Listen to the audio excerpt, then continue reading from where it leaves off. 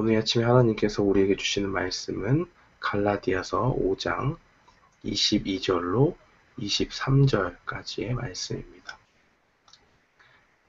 갈라디아서 5장 22절로 23절까지의 말씀.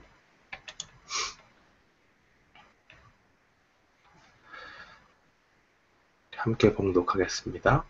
오직 성령의 열매는 사랑과 희락과 화평과 오래 참음과 자비와 양성과 충성과 온유와 절제니 이 같은 것을 금지할 법이 없느니라.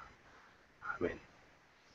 저는 오늘 본문 말씀 갈라디아서 5장 22절로 23절 말씀을 통해서 성령의 열매는 무엇인가 라는 제목으로 주의 말씀을 선포하겠습니다. 사도 바울은 갈라디아 교인들에게 육체의 욕심이 낳는 죄들을 열거했습니다. 15가지의 대표적인 그 육체의 일들과 또 그와 같은 일들을 하는 자들은 하나님 나라에 들어갈 수 없다는 경고를 합니다. 사도 바울은 이 말씀을 듣는 수신자였던 갈라디아 교인들을 향해서 내가 너희와 함께 있을 때도 또 편지를 쓰는 지금에도 육체의 일에 대해 경고한다고 앞서 말한 바가 있습니다. 즉, 육체의 일들을 통상적으로 행하면서 회개함 없이 살아가는 자들은 모두 구원을 얻지 못한다는 무서운 경고를 사도 바울은 하고 있던 것입니다. 그렇다면 이런 무시무시한 경고 앞에서 우리는 두려워서 떨고만 있어야 하는가? 그렇지만은 않습니다. 이 모든 것은 육체의 소욕을 따르고 그것에 대해서 전혀 회개하지 않는 사람들에게 해당하는 것입니다. 그들의 영혼의 상태는 굉장히 심각하고 큰 문제가 있는 것이죠. 왜냐하면 이미 그 영혼이 무감각해져서 죄를 지은 것인지 아닌 것인지도조차 모르고 그냥 그렇게 살아가는 것이기 때문에 그렇습니다. 그러나 우리가 주님 앞에서 자신을 돌아보고 하나님의 말씀 가운데 살고자 하지만은 잠깐 연약함에 빠져서 순간순간 흔들리는 것이라면 우리에게는 큰 소망이 있습니다.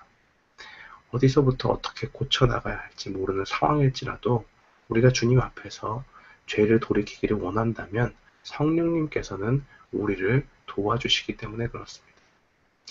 로마서 8장 26절 말씀은 이렇게 증거합니다. 이와 같이 성령도 우리 연약함을 도우시나니 우리가 마땅히 빌 바를 알지 못하나 오직 성령이 말할 수 없는 탄식으로 우리를 위하여 친히 간구하시니라. 우리가 소망 안에 있다고 하는 것은 우리 안에 역사하시는 성령님께서 우리의 연약함을 아신다는 것입니다. 또 우리의 연약함을 아실 뿐만 아니라 우리가 성령의 소욕을 추구하며 살아가도록 성령님께서 우리를 위해서 탄식하며 간구해 주시는 분이시기에 우리에게 소망이 있는 것입니다. 사도 바울은 오늘 본문 말씀인 22절과 23절까지 우리를 위해 기도해 주시는 성령님이 주시는 그 열매에 대해서 증거하고 있습니다. 사도 바울이 말하는 이 성령의 열매는 무엇입니까? 성령의 열매라고 하는 것은 하나님의 영, 즉 성령님께서 믿는 자들 안에 거하시면서 하나님의 성품을 담게 만드는 그러한 것들이라고 볼 수가 있습니다. 뿌리가 잘 박혀 있는 나무나 이런 꽃이나 그런 식물들을 보면 그 가운데서 좋은 열매 맺는 것을 볼 수가 있습니다.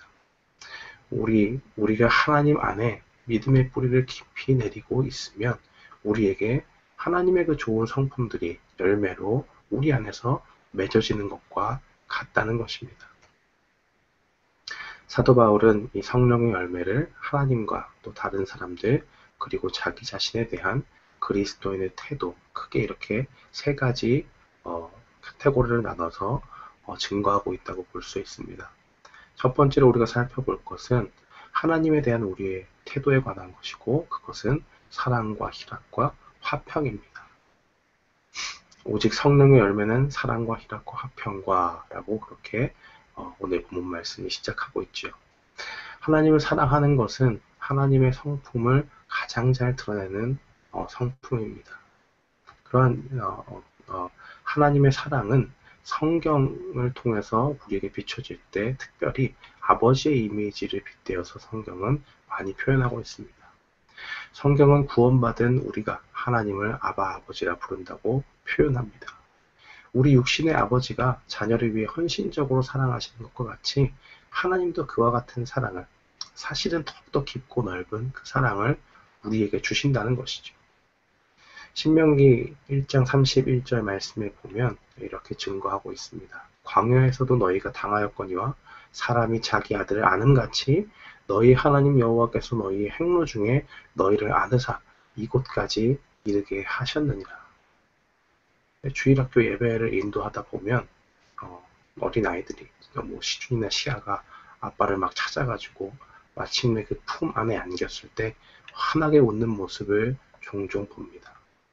우리가 그런 어린아이와 같이 하나님의 품에 안겨서 나아갈 때에 또 하나님 아버지께서 우리를 두 팔 벌려서 우리를 안아주신다고 상상해 보면 그 품이 얼마나 든든하고 또 얼마나 따뜻하고 포근하게 느껴지겠습니까? 그 사랑이 바로 우리에게 있고 하나님께서 그러한 아버지가 되어주신다 하는 것을 우리는 분명히 기억해야 됩니다. 그 사랑을 다른 누가 아니라 그 넘치는 하나님의 사랑을 바로 내가 받았다 하는 것을 성령님께서 깨닫게 해주시는 것입니다. 뿐만 아니라 이 사랑의 깊이와 넓이가 얼마나 큰 것인지를 예수 그리스도 안에서 발견하게 하시는 분이 바로 성령님입니다. 하나님 아버지는 자신의 가장 귀한 독생자를 우리를 위해서 내어주셨습니다. 또한 이 땅에 육신을 입고 오신 예수님께서는 어떻습니까?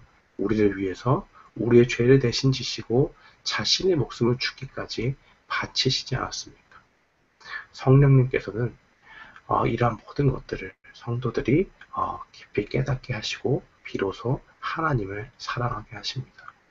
그렇기 때문에 하나님을 깊이 사랑하는 성도는 하나님 안에서 즐거워할 수밖에 없는 것이죠. 로마서 5장 11절은 이렇게 증거합니다. 이뿐 아니라 이제 우리로 화목을 얻게 하신 우리 주 예수 그리스도로 말미암아 하나님 안에서 또한 즐거워하느니라. 인생의 참된 기쁨과 즐거움을 하나님 안에서 찾는 것입니다. 하나님과의 화목한 관계 속에서 그 영혼의 만족함을 누리는 것입니다. 사랑하는 성도 여러분, 우리는 지금 하나님 안에서 만족함을 누리고 있는지 스스로 질문해 볼 필요가 있습니다. 만일 우리가 느끼는 기쁨과 즐거움이 하나님과 교제하는 것, 예배와 기도와 찬양과 하나님의 말씀을 읽는 것과 같은 하나님과의 교제에서 나오지 않는다면 우리의 영혼의 상태를 되짚어볼 필요가 있습니다. 왜 그렇습니까? 하나님이 없는 자리에 죄가 싹트고 사탄이 틈타서 우리의 영혼에 하나님이 아닌 다른 것에서 만족함을 얻으려고 하는 그 마음이 영혼의 상태가 연약하여졌을 때 드러나기 때문에 그렇습니다. 사랑하는 성도 여러분, 우리 안에 성령의 열매가 풍성히 맺어지기를 기도합니다.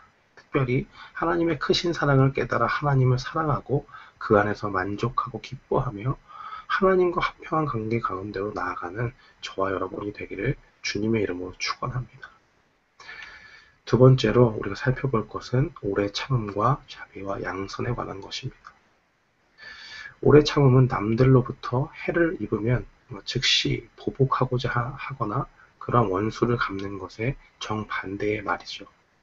누구든지 자신이 제3자의 입장이 되어서 어떤 사람이 해를 입은 피해자가 됐어요. 그럼 그 사람을 만나서 이야기할 때는 그리스도의 합당한 태도를 이야기하면서 성도가 다른 사람들을 대할 때는 오래 참아야 된다라고 권면할 수 있습니다. 그러나 언제나 문제는 신앙의 문제가 자기 자신이 될 때가 문제가 되는 것이죠. 자기 자신이 피해 당사자가 된 경우에는 우리 가운데 이러한 사실을 알면서도 복수하거나 또 원수된 마음이 불같이 일어나는 것을 봅니다. 인자한 마음으로 남들을 너그럽게 받아들이는 자비의 마음을 찾아보기는 상당히 힘들죠. 그 상황을 직면할 때. 할 수 있는 한 모든 사람들에 대해서 선하게 대하려고 하는 그러한 양선의 마음도 그때는 좀처럼 찾아보기가 어렵습니다. 그렇지만 그때마다 우리 안에 있는 그 불의가 불쑥불쑥 찾아올 때마다 복수하고 싶고 내가 나만 왠지 손해보는 것 같고 내가 뭐 이렇게 참아서 나한테 남는 게 뭐가 있나 라는 그러한 생각이 들 때마다 우리는 분명히 기억해야 할 것이 있습니다. 주님께서 우리를 날마다 너그럽게 받아주고 계신다는 사실입니다.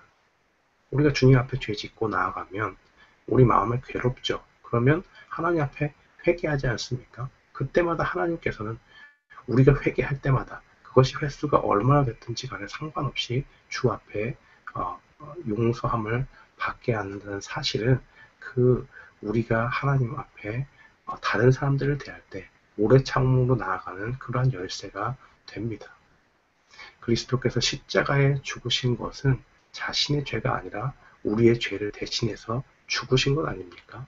얼마나 억울할 수도 있는 상황이잖아요. 그러나 우리의 모든 죄악을 짊어지시고 죄가 없는 분이, 죄 있는 분으로 세상에 비춰지는 그러한 모든 것들을 감수하시고도 우리를 용서하시겠다 하는 그러한 의지가 더 컸던 것을 우리는 분명하게 볼 수 있어야 합니다. 이 주님의 용서하심을 깊이 묵상할 때 우리는 넓은 마음으로 오래 참고 자비와 양선의 삶을 살 수가 있는 것입니다. 우리가 마지막으로 다룰 것은 충성과 온유와 절제입니다.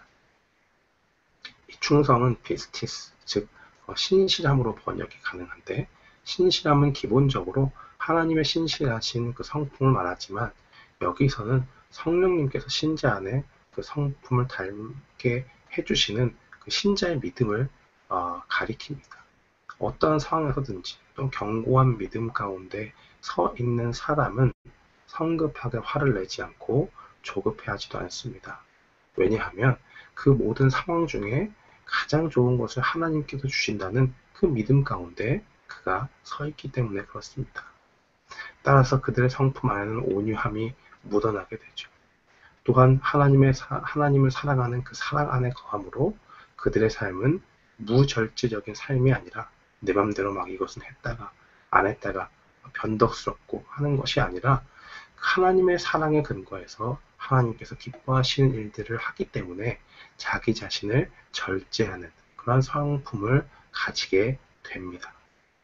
사랑하는 성도 여러분, 성령의 열매는 죄의 소욕을 억누르는 육신의 일을 대적하는 것입니다. 하나님의 거룩한 성령께서 믿는 자들 안에 거해서 역사하시면서 신자들의 삶에 하나님의 닮은 성품이 드러나도록 열매 맺게 하시는 것입니다. 오늘 우리가 이 말씀을 기억하면서 우리 안에 역사하시는 성령님께서 주시는 그 거룩한 성품들이 우리 안에 풍성히 드러나도록 기도하는 저와 여러분이 되기를 주님의 이름으로 축원합니다.